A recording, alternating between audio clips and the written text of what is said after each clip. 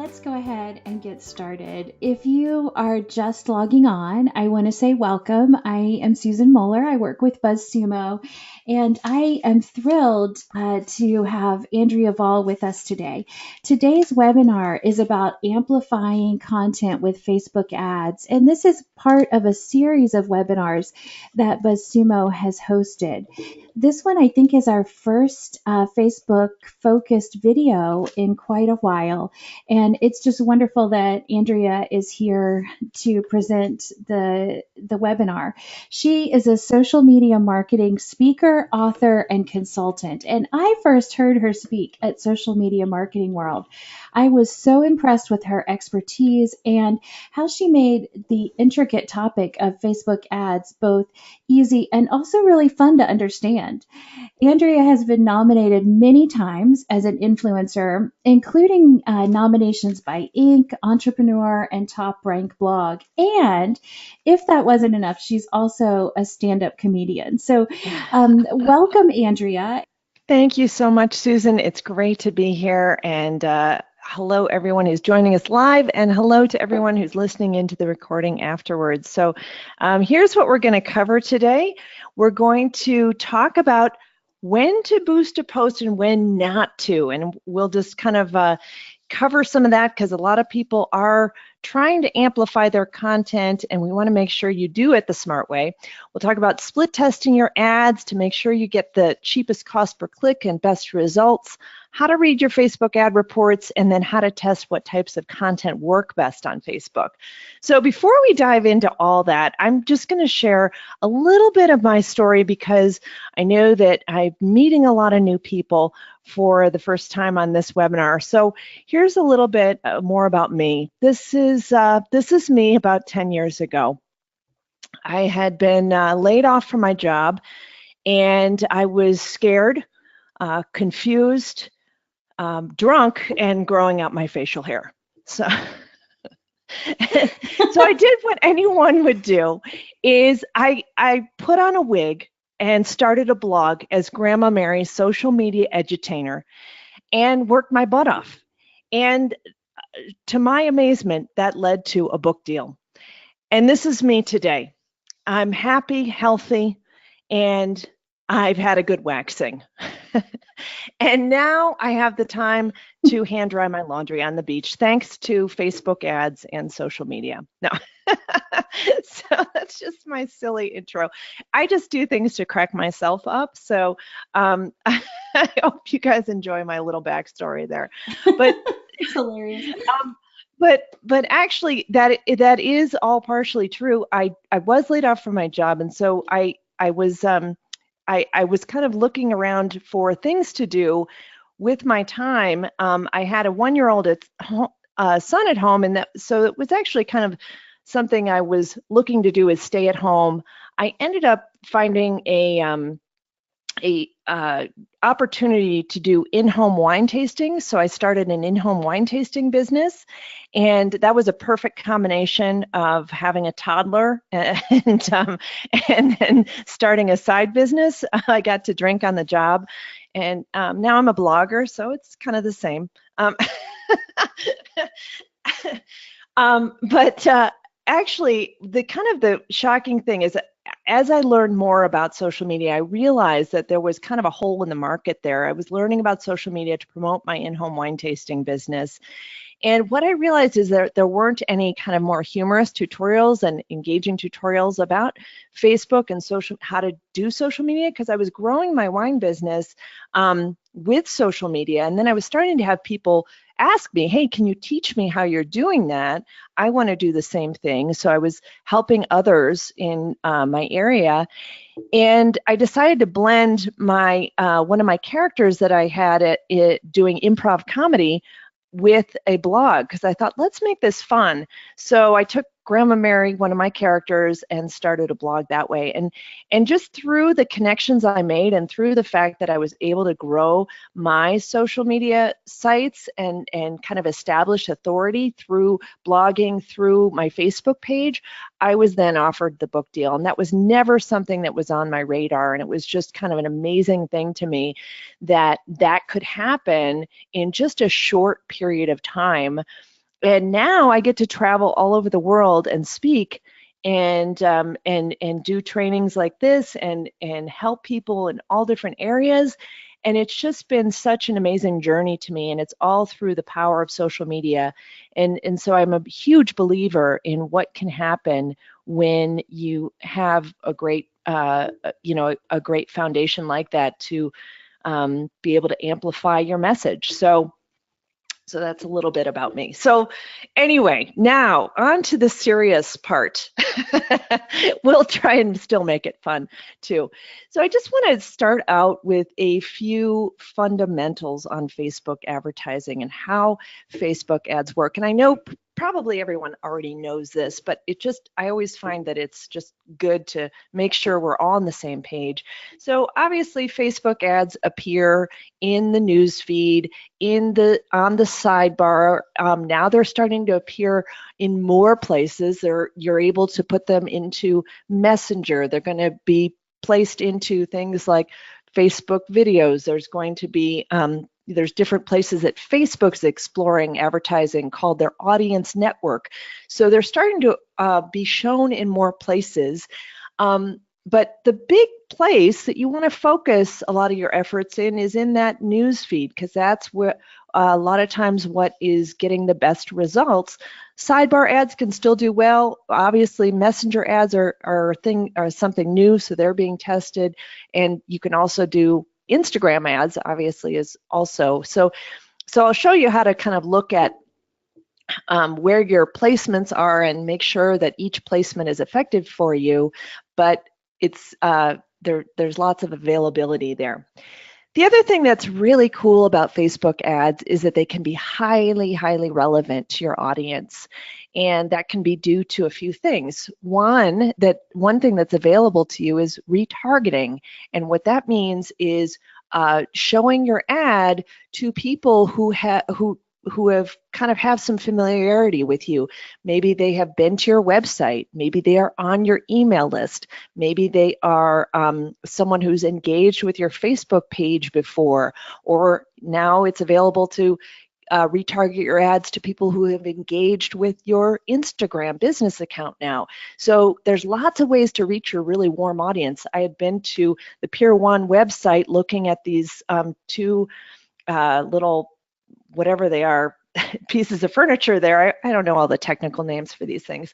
And then I come back to Facebook and there they are. And so it's retargeting me, and what, these things can follow you around the internet once you have clicked on their website. Some people find that annoying, but it's actually very, very effective. So that's why marketers keep doing it. So, it's like either you buy it or you see it for a long time. Sometimes you buy it and you see it. There's ways to avoid that.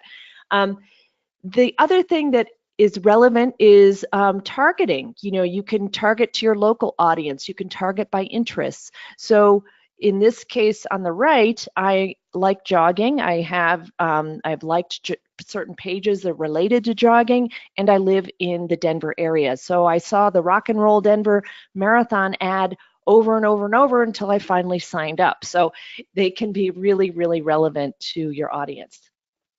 So where does Facebook get this targeting data? It is connected to people's profiles, and it can be through things like pages you've liked or interests that you've actually put into your profile. Or there's another way to do targeting, which is through third-party data. So there's people on the internet who are collecting all this information. They're everything we do that is being collected about us, things like, are we an organic shopper, or have we graduated from college? They're gathering all this data, and it's being matched to our Facebook profiles. So, you can target by things like income level, job title, different characteristics about if you're a parent, if you are married. So it's really, really creepy, but it's really, really good for marketers because you can reach your perfect potential audience. So I want to dive into, and this is kind of going to be the framework for what we talk about today. I'm going to dive into the top 3 mistakes people make with Facebook ads. So we're going to kind of relate this back to our original agenda here, because I think it's very, very relevant. What I see businesses and people doing who advertise on Facebook over and over are these big top 3 mistakes. So one of the things I think is a big mistake is to only use the boost post option on Facebook. Now, it's actually, there's a lot of good things about boosting posts, and so I'll share some of that with you. But sometimes people are just using that boost post option, and they're not being as effective as they could, and wasting money in certain situations. So I don't want that to happen for you. The other thing that is a big mistake is not split testing multiple ads. So I see clients who come to me and they're saying, you know what, Facebook advertising doesn't work for me. And they've tried one ad for, $20 and they didn't get the results they wanted and they just give up. And oftentimes you have to try multiple things and even sometimes multiple different types of content to really be effective. So we'll dive into that and unpack that a little bit more. And then the third big mistake is not looking at the Facebook ad reports correctly, because you have to really know what numbers you're looking at to understand if your ad is successful. So let's dive into the boosted posts. So, boosted posts is very, very easy to do. You can just click that boost post. It's right there. Facebook is always encouraging you to boost a post. They say, this post is doing really well. Why don't you spend a little money? So Facebook is really trying to have us give them our money, right? But Facebook ads offer so much more than just the boosted post. There's all these options when you dive into the Facebook Ads Manager area. And this can also be kind of overwhelming, because what marketing objective do we choose here? So we're not going to have time to dive into all of that today in terms of marketing objectives and getting into what all these mean. But I have some good free training that I'll share with people at the end that can help unpack that a little bit more. But basically, there's there are lots of different options here, and when you optimize your ad around these objectives, you can get better results based on that objective. So if you really are trying to get conversions, or you're trying to get someone to opt into a free thing, or maybe if it's a conversion to a sale, then really optimizing around that objective will help you get those better results than a boosted post. And the same thing often goes for traffic, but you do have to test. And so we'll dive into that a little bit too. So you do have to watch your ROI on this boosted post. So ROI, I'm always like a big acronym hater, because I want to make sure everyone understands what they are. So ROI is return on investment. So you want to make sure that you're getting the results you want from your boosted post. And one of the kind of interesting things that has happened now is that a boosted post used to be just optimized around engagement. So when you boosted a post, it would try and get as much likes, comments, or shares on that post. But sometimes what people really wanted was link clicks, because they had posted a link to their blog, for example, and they really would rather have had link clicks there, or traffic, really, essentially, and it wasn't optimized around traffic. But now you can choose. So that's kind of a cool thing that's just happening right now with the boosted post. So that's new. But again, if you want conversions, say that you were advertising something that was a lead generation tool, like something where you were trying to get people to opt into a webinar or get a free ebook or something like that, you may want to test a boosted post versus a conversion ad to see which one is giving you better results. And if you are using conversion ads, you will need the Facebook pixel in that case. But a lot of times what can happen with those ads is that they are performing much better than other types of ads because it's optimized around getting you the most conversions. And I'm often using boosted posts to re-engage my current fans or my warm audience for better results. So what I'm doing in that case is I'm boosting my post, but I'm only boosting it to people who have visited my website, or I'm only boosting it to my current fans. I'm not choosing targeting in that case. I'm just using it to reconnect with my audience who already knows me. So a lot of times that can give you better results. So I wanted to show you this. This is actually an older screenshot because I want to show you kind of sometimes what can happen with a boosted post. So in this case, I had spent $52 on advertising this webinar, and I got a lot of likes on it. A lot of people were liking this post, but not as many people were clicking the link. So it was costing me almost $2 a link click in this case, just to get them over to look at the webinar page to see if they wanted to opt in. And I was running a different ad that was optimized around getting more traffic to my site, and I was getting much cheaper link clicks. So you want to, you know, people were just like, oh, she's having a webinar. I like that. I like that. But I didn't, that wasn't the true result I wanted. I wanted people to go over and sign up. So in that case, I really should be optimizing around conversions to get people over there. But I'm going to muddy the waters a little bit because sometimes the results aren't all bad for boosting posts. So boosting posts are actually getting a little bit better and better in what I've seen in terms of results.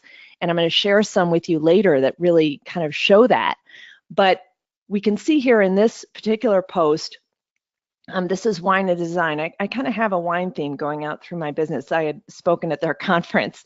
And they, you can see though here that they did have more post likes and link clicks, but they were getting 24 cents a link click, which is really very good in this case. And they were boosting this to a local area because they were opening a new Wine and Design paint. It's a paint and sip type of place.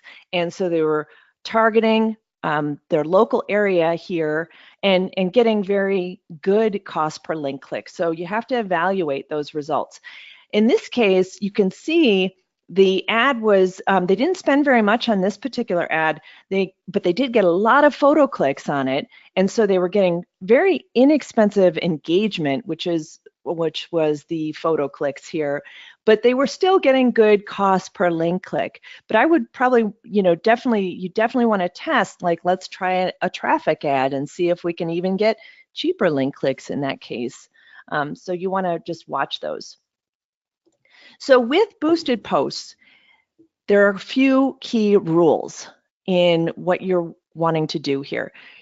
Only boost your best content. That is the biggest rule around this. And yes, there are times where maybe you want to amplify some content that maybe isn't getting the engagement you want. But again, I think there are ways you can be smarter about this and really kind of evaluate your content and see what resonates with your audience, and then just amplify that so that you're getting really inexpensive traffic to your site.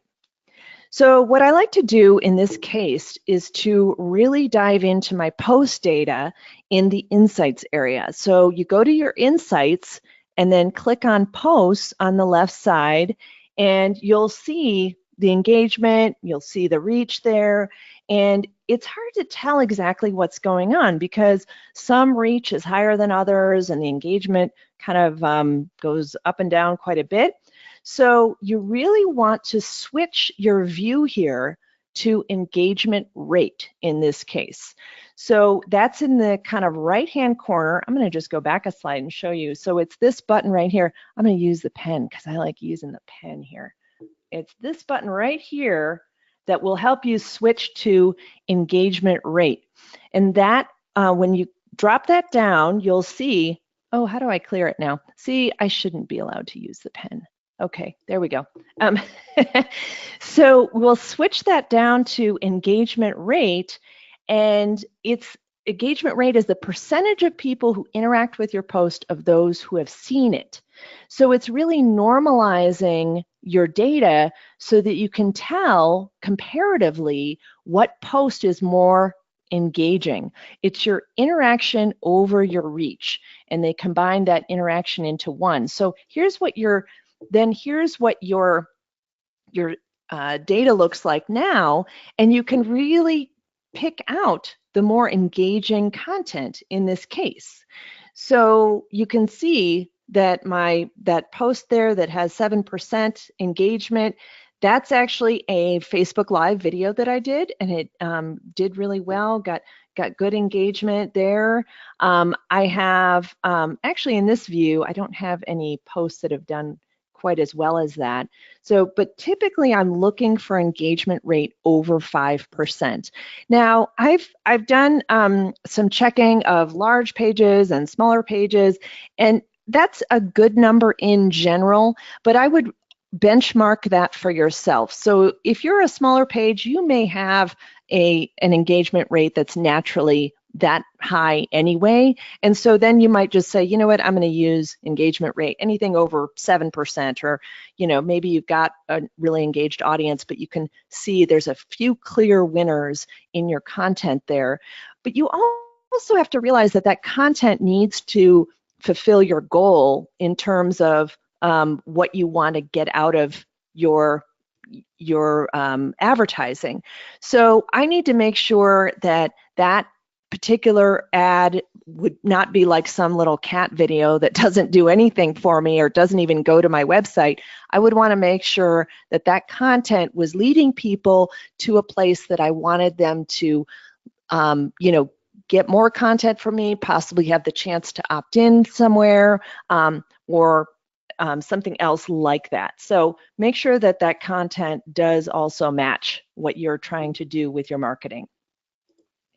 And the other thing that I definitely suggest you do is to analyze your content with BuzzSumo. I do this all the time. I love BuzzSumo. And actually, this is kind of interesting, is that I had used it more for just kind of content research, but now I don't know if everyone knows this, I was not aware of it for a long time, but the Facebook Analyzer on BuzzSumo's tool is really, really cool because it allows you to pull content from longer periods of time without having to do that download. Like if you want to pull content from a longer period of time on Facebook, you have to download all your stats and export them and sort them in an Excel spreadsheet. It's a lot of work.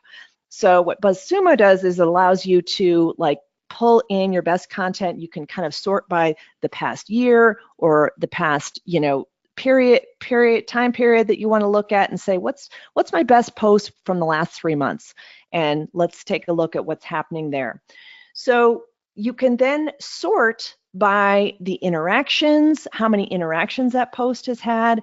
And you can see in this particular example here, my Facebook marketing checklist is one of my better posts from the past year, and it's gotten the most interactions.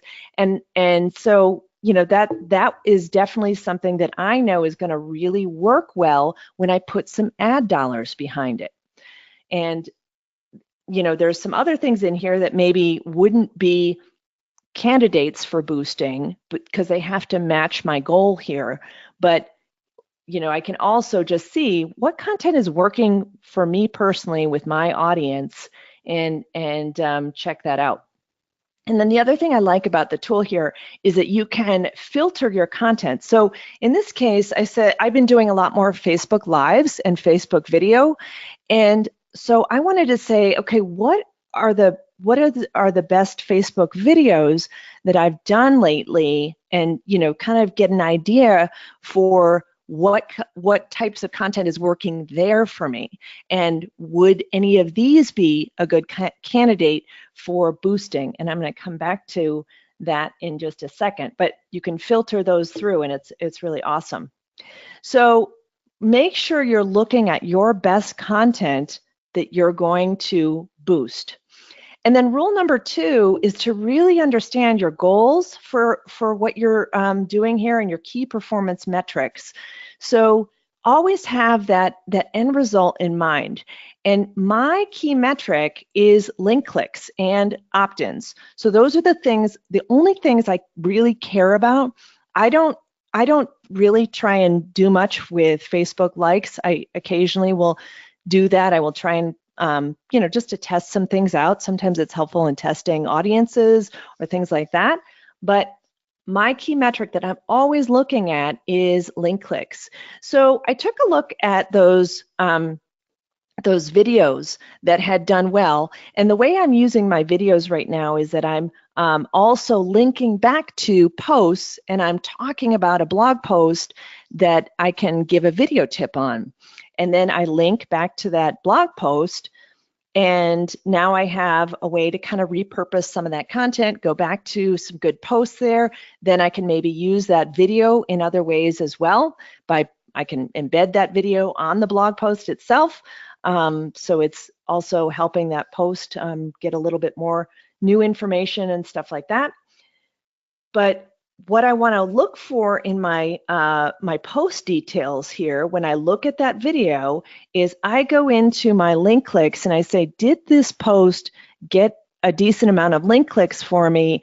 It definitely reached a lot of people. I got a lot of video views. This is all organic traffic that I got here on this. And I want to say, did it actually drive traffic for me? So then I say, yep, it did drive traffic. And like I said, I'm often boosting posts to my warm audience. And the way you do that on a boosted post is you have custom audiences that you've created. And I know I'm kind of alluding to some things that we can't dive into deeper, but custom audiences are how you do that retargeting. You create these custom audiences, and then you can pull those up when you do the boosted post. So in this case, I boosted it to my warm audience because I know that's the audience that responds really well. It's a good way to reconnect with them. It's also allowing you to have a narrower audience that you're advertising to, so you don't have to spend as much money to reach them. So I'm not choosing an audience of 2 million people that's cold traffic, and there are good reasons sometimes to do that, to reach a new audience. But what I'm doing is just boosting it with $10 to my warm audience and reconnecting with them with some great new content. And I hear from people all the time that are like, wow, I see you all the time. You're everywhere. And I'm not really everywhere. I just am using my advertising dollars very strategically so people are seeing me over and over. So the next thing we talked about with the mistakes people make is not split testing. And I love this guy so much, but I definitely suggest think about doing at least 2 ads when you're going to do an ad. Now, this may not be the case with a boosted post. Maybe you kind of got that dialed in. But for people who are still learning who their audiences are, what kinds of content works best, what kinds of targeting works best, what types of images works best, I definitely suggest trying at least 2 different ads to see, get more information on which thing works best. So let's dive into split testing a little bit, and let me explain exactly what that is. So when you're doing split testing, you are essentially trying different things while keeping a lot of things the same, so that you know that any difference in the results is because of that single change. So in the case of testing your audiences, you want to test your demographics first when you're approaching a campaign, because that's often going to be the bigger difference here. So this isn't a perfect split test because I'm kind of combining keywords into these split tests. But what I'm doing here is I'm testing a different group of keywords, and a lot of times I will keep concepts that are similar. Like in ad set number 1, there's kind of some more general concepts about entrepreneurs. In ad set number 2, there's some focused Facebook pages where I'm targeting the fans of those focused Facebook pages. And then in ad set number 3, I'm targeting by job titles. So those would be kind of 3 concepts that are tested separately. In a perfect world, you would maybe test each individual keyword, but that requires a lot more testing budget. So, if you do have that available, that's great. You can more individually test that as long as the keyword's large enough to target. So then what happens is we keep the ad underneath each ad set looking exactly the same. It has the same image, it has the same text, it has everything about it the same. And when we get our results, we will know any change in better performance is because of the demographics that responded better. So that's kind of the method. Now, some of you, I don't know if anyone here is a local business, but for local businesses, it can be a little bit different because you aren't really often, you don't have the luxury of having a huge local area unless you're in New York or whatever. Maybe you have a little bit more leeway there. But a lot of times you kind of have dialed into your demographics and you know who they are, and you have to reach that local area. So you can't vary that too much, and you can't split hairs too much to have a very, very highly targeted ad because sometimes it's just not going to get enough reach there. So in that case, what I would say is just, kind of use those demographics, and then you're going to test the different images or different types of formatting of your ad below that. So that's what this looks like here. Yeah, so that's the kind of premise there. So you're going to find your best keywords with split testing, and you'll look at your report and you can clearly say, hey, this ad, this keyword got $1.27 per conversion, another one got $2.13. So that, if you're scaling that up higher, that can be a big difference in the cost for how you're how you're doing with these ads. So you're going to be saving money when you stop the ads that are giving you a higher cost per conversion, obviously. So it can be really, really helpful in improving your performance. So once you have your best keywords, the next step is to test images. So these are 2 different images that I was testing, and actually I'm going to do a kind of an informal poll. Is that okay? Susan, can I just give a quick definitely go right ahead. Question from people? As long as I get to vote. Yeah, and actually, you know what? Let me just see if can we do the okay, no, that's okay. I'll just do it super informal, so people just have to respond in the comments. So which of you, so the text of the ad at the top is the same. Now, the text in the actual image is different, but I actually did go back and retest that with the exact same text there, and I got the same results. So which one of you think, or how many people think the image with the blue image did better in the test? How many people think the blue image did better? Or actually just say blue image or white image. Just put that in. Let's just do blue image or white image. So I don't know if we can, yeah. Oh, this is going to be really hard. We have to count. It's okay. I'll look at them and give you an informal count.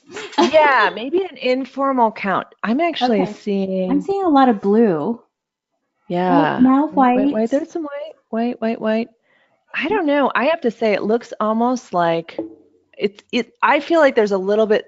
I'll do a quick count and a text analyzer, but it looks like maybe blue for the win. You think so? Okay, good. So I thought the white image would do better.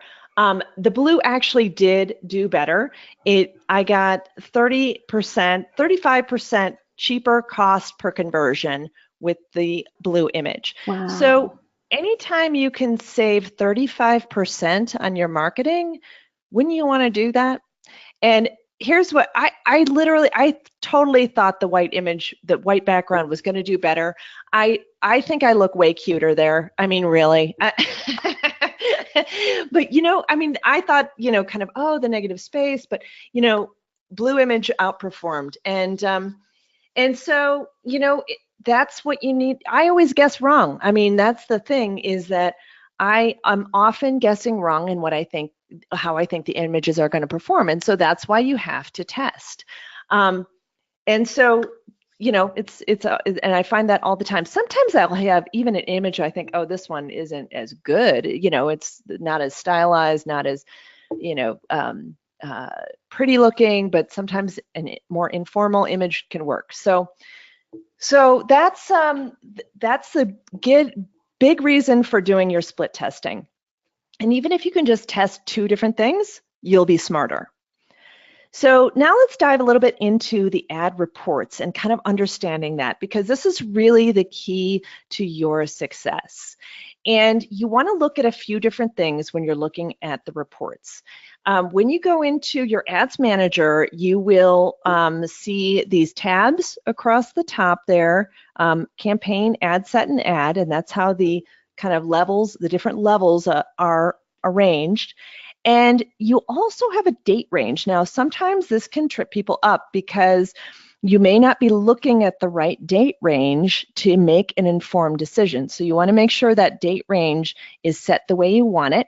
And then the big thing too is making sure you're looking at the right numbers. So in this case, I was kind of optimizing. You can see here that I have some like cost per link click highlighted, because in that case I was really just optimizing around link clicks for those particular ad campaigns, and so I kind of was watching those. Those actually aren't the same. I'm not advertising the same thing, so it's not comparing those fairly, but you want to look at that key performance indicator for you. What are you trying to achieve here? So the other big thing that you need to really make sure you do is to customize your report column so you see the right data. Now, there's a couple of things with this. I'm going to show you in this screenshot the way you can really add in all the columns you want. That can be a little bit overwhelming if you're not quite sure, what's going on there with all of those. You have to kind of understand your pixel traffic or the pixel data that you want to see in there as well, like with conversions and stuff, if you have that set up. So there's a lot of available data in there for you to analyze, and that's sometimes overwhelming. So I like to give people the best default ad report to use. So often people are just looking at performance. The default view in Facebook, the Facebook ad campaign, is performance. That's not showing you very much data. So if you go into the columns area and select performance and clicks, and then set that as a default, you'll already be doing pretty well with the amount of data you're seeing. So everyone can go and do that. I like to say right now, but don't do that right now. Do it right after we get off the webinar, so that you can change that view and just see a little bit more data there.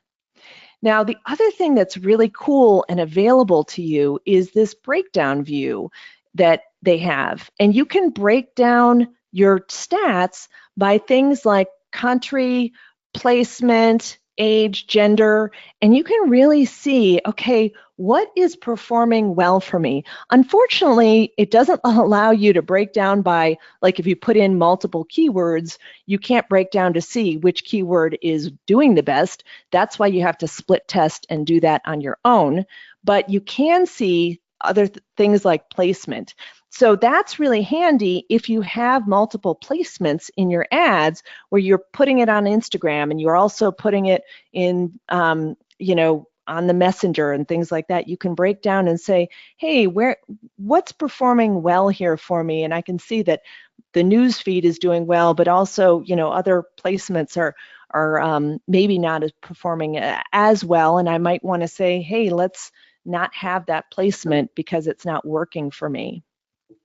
So there's a lot of available data in there, and it can be a little bit overwhelming, but just making sure you have the right view there. And I'm going to talk a little bit more about that in just a second. So let's also talk about testing your content, because that's another thing that's really important here. Sometimes people have an ad that they want to push out, but it's really just not resonating. And there can be some different reasons for that. Perhaps it's the targeting, perhaps it's the, how the ad looks, perhaps it's how the landing page looks, if you're trying to get conversions. So it's challenging that there are so many variables in here, but one thing you can really tell is what content resonates with your audience in a few different ways. So what I like to do, like I mentioned before, I like to really know what's doing well before I even write it. So I like to make sure I'm going to already create engaging content for people. When I do a blog post, it takes me a long time. So I don't want to create a dud of a blog post. I want it to be awesome. And so if I'm looking at, say I want to create a blog post around Facebook ads tutorial as a generic example here for what I might blog about.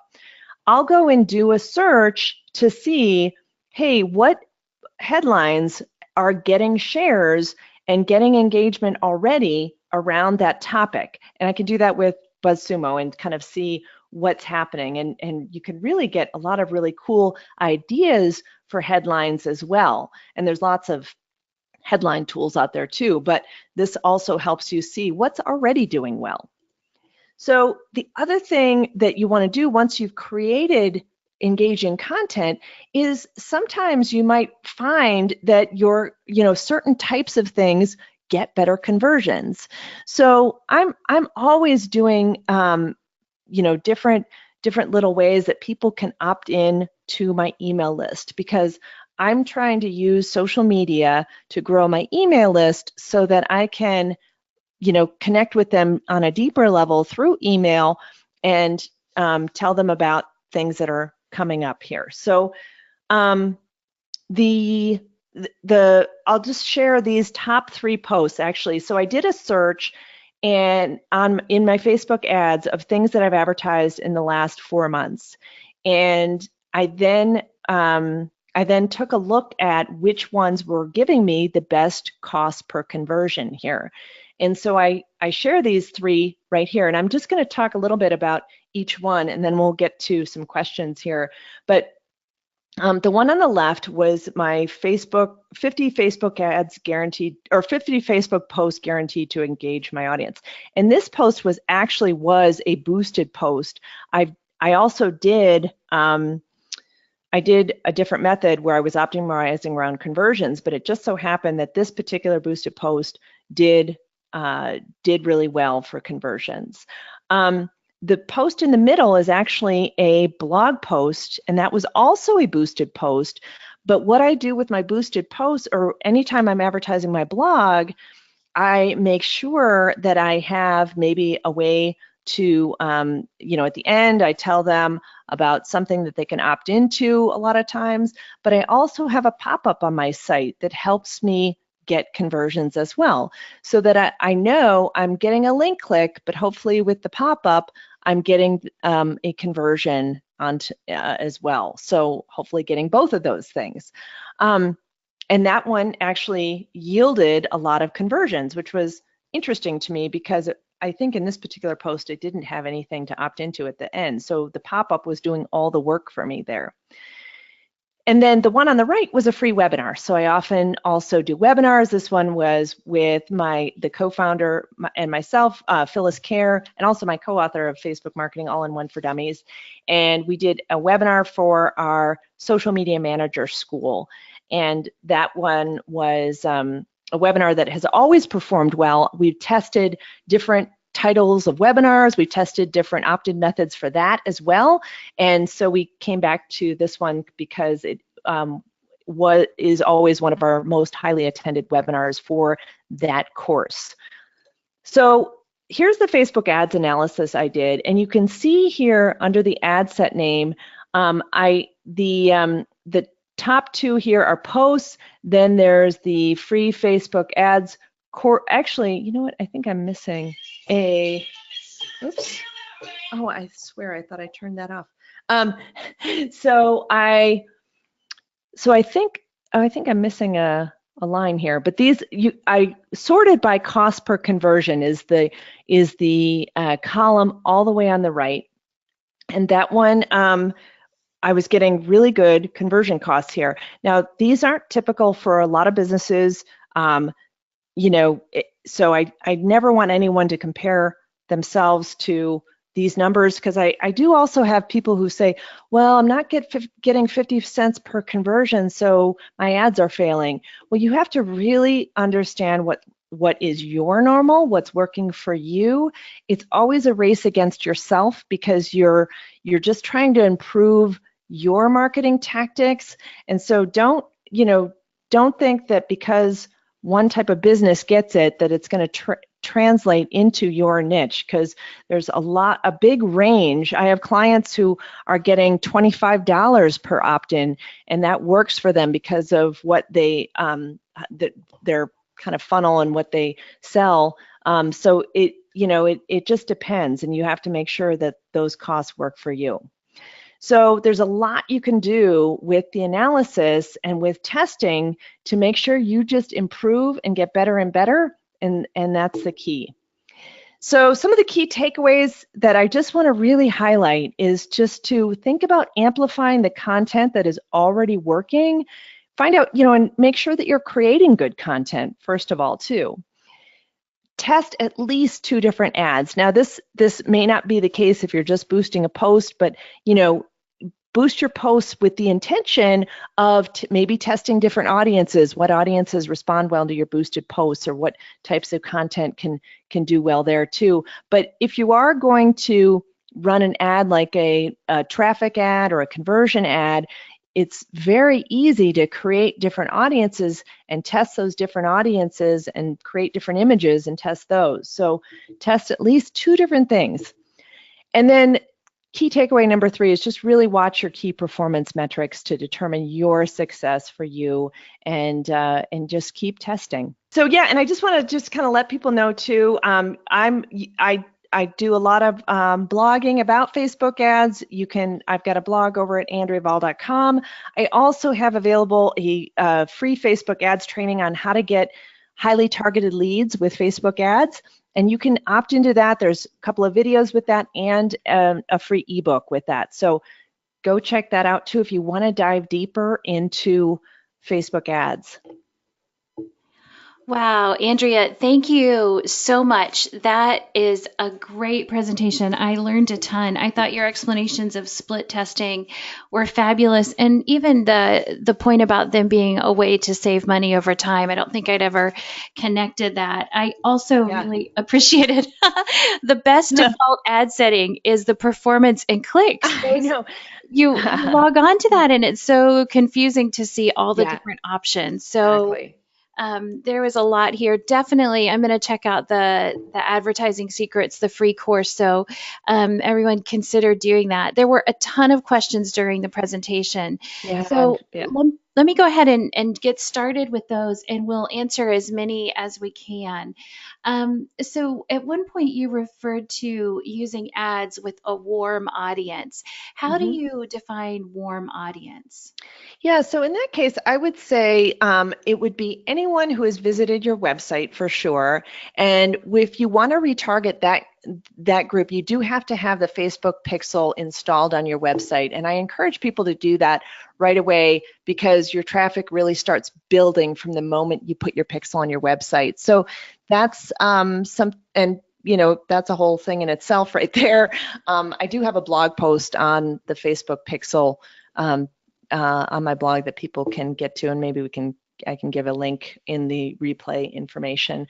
But yeah, so that's one type of warm audience. Another type of warm audience that you can create is you can download your email list and upload it into Facebook, and it will match that to Facebook users, so you can reach your email subscribers through Facebook. Now people say, oh, why would I want to do that? Because I already email them. Well, what's your open rate? And are you, sometimes people need a reminder, even if they have opened it. It's just people need to see that offer multiple times. So it's just another good way to reach them where they're hanging out.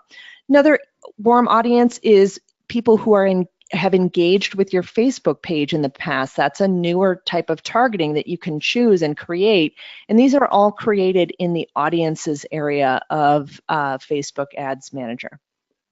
That's great. Really helpful. Yeah, the Pixel is a good tool. We'll get that in the replay.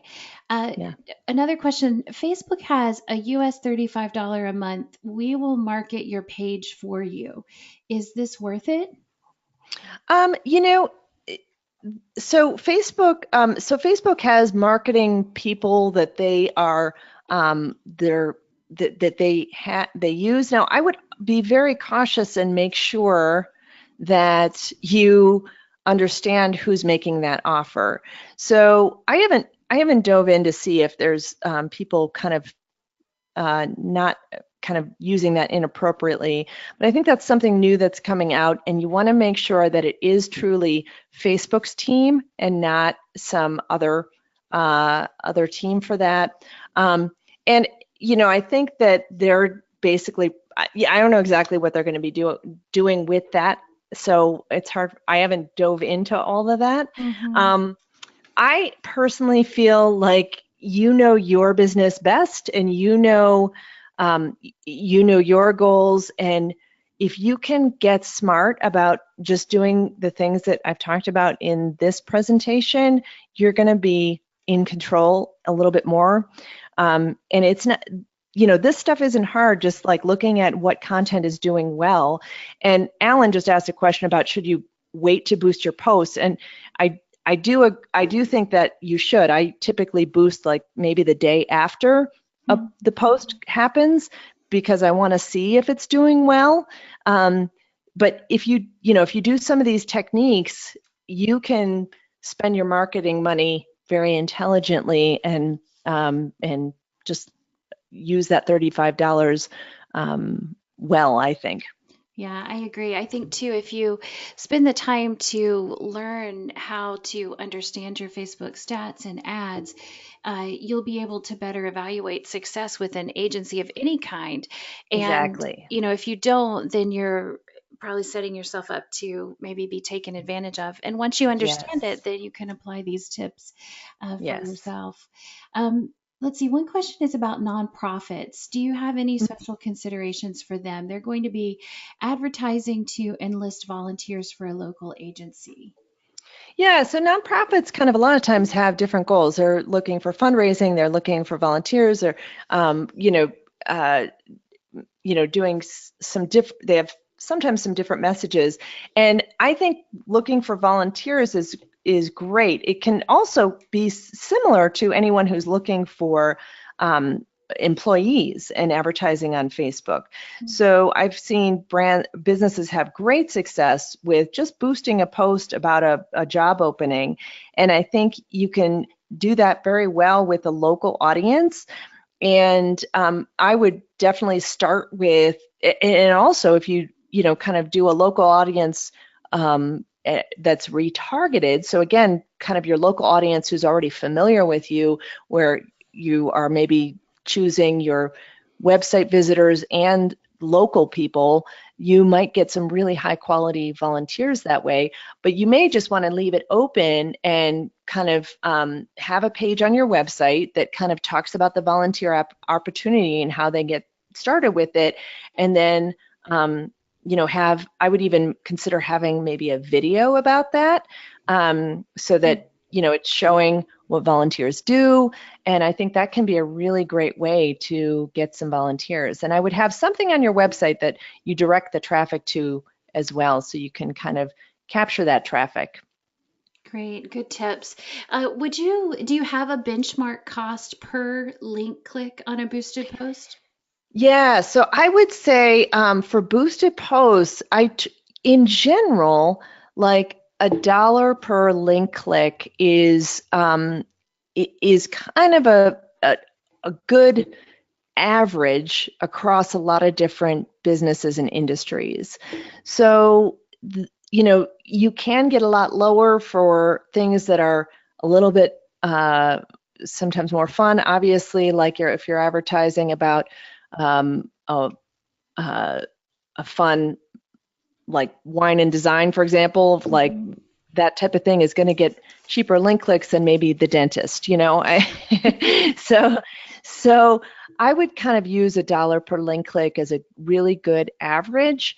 But again, just watch your own stats. The more you advertise, you'll really find out what your benchmark is, so that you know when to shut off an ad earlier, when you could say, you know what, we've always done better than that. This is just dud content. We'll just, shut that off. And there are occasions, though, when you still need to push out a message, and you're getting higher link clicks. And often if you're optimizing around conversions, you're going to get higher link clicks, but you're a lot of times going to get a better conversion cost. So you have to kind of know some of that too. That's great. Yeah. So I think what I'm hearing you saying too is that dentists should offer maybe a wine and dentistry sort of offering to get more link clicks. That's it. And have puppies in their office, Exactly.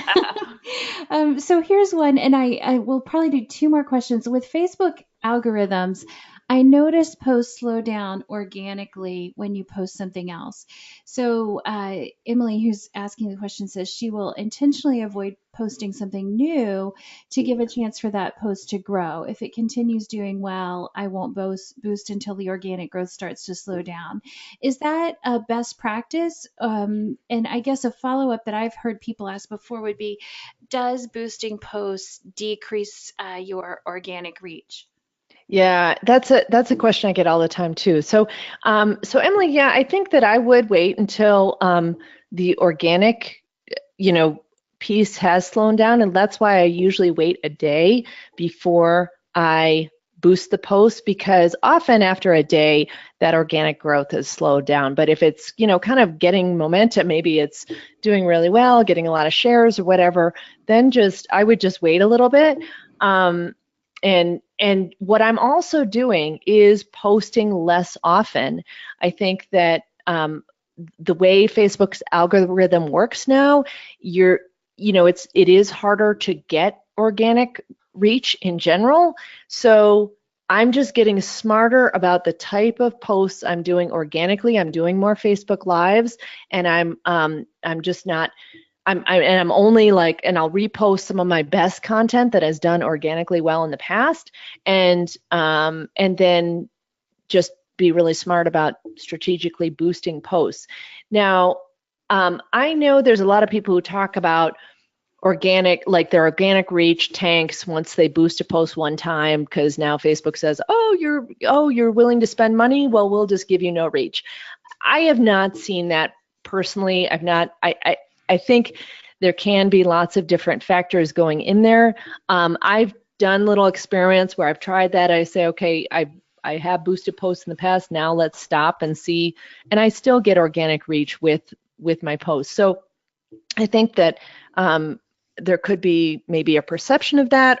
I would, if you are seeing that, maybe go back and say, okay, let me repost something that did super well in the past, that I know does well organically, and test that out. But I haven't seen that really happening. I don't think, I personally don't think that's a huge issue to worry about. Great. That's really helpful. Thanks. Yeah, so one person asked for a quick explanation of BuzzSumo. BuzzSumo is a content research and influencer identification tool that offers a lot of references to the number of times content has been shared, as well as the number of times that a post on Facebook has been interacted with. So you can check us out at buzzsumo.com if you're not familiar with us. And then the last question that I think we'll get to today is from Alan, who's asking about your course, Andrea. Do you go over every type of ad, or just lead ads during the course? Yeah, so the free course kind of covers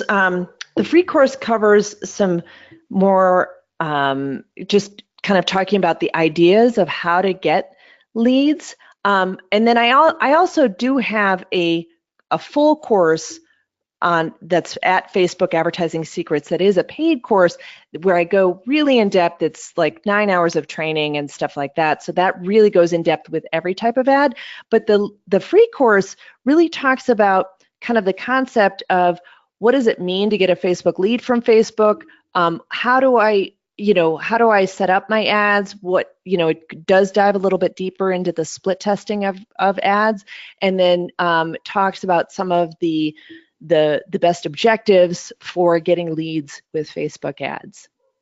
That's great. Well, thanks so much, Andrea. This has been a fabulous look at the world of Facebook advertising. I learned a ton, and I think everyone else did too. So we really appreciate having you here. We will get the replay out to everyone by Monday.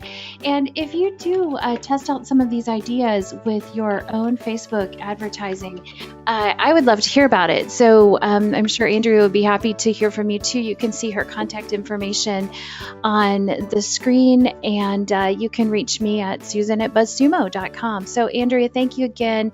Thanks everyone for joining us. Have a great afternoon. Thanks, everybody.